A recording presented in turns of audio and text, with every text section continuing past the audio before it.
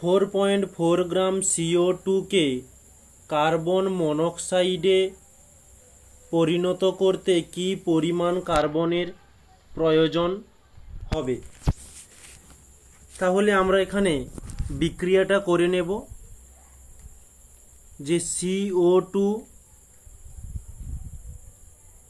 এর সঙ্গে কার্বন যোগ করলে কার্বন মনোক্সাইডে পরিণত হবে। এই হচ্ছে আমাদের বিক্রিয়া।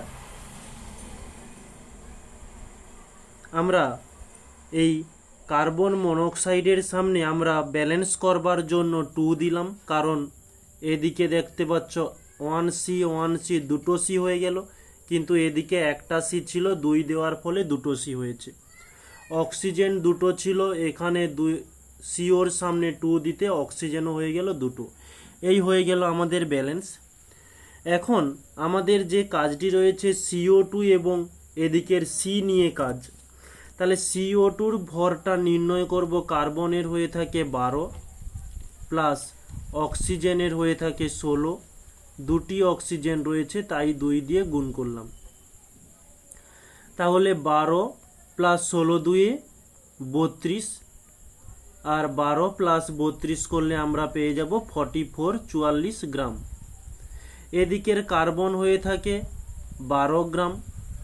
আমাদের কোশ্চেনে বলেছে 4.4 গ্রাম CO2 কে কার্বন মনোক্সাইডে পরিণত করতে কি পরিমাণ কার্বনের প্রয়োজন। তাহলে আমরা বলতে পারি 12 গ্রাম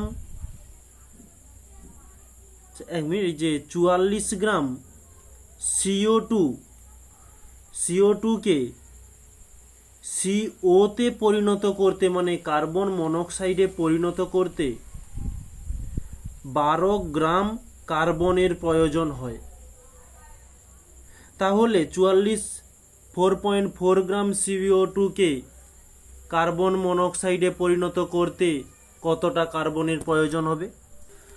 তাহলে ওটি আমরা ভাষা দিয়ে লিখে নিয়েছি যে 44 গ্রাম CO2 কে CO তে পরিণত করতে 12 গ্রাম কার্বনের প্রয়োজন। তাহলে 4.4 গ্রাম CO2 কে CO তে পরিণত করতে কতটা কার্বনের প্রয়োজন হবে।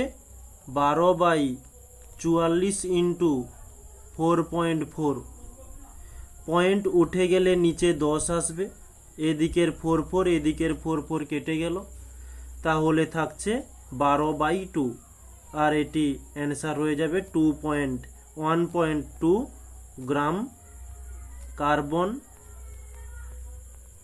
প্রয়োজন। ওকে, এটি হচ্ছে আমাদের অ্যান্সার।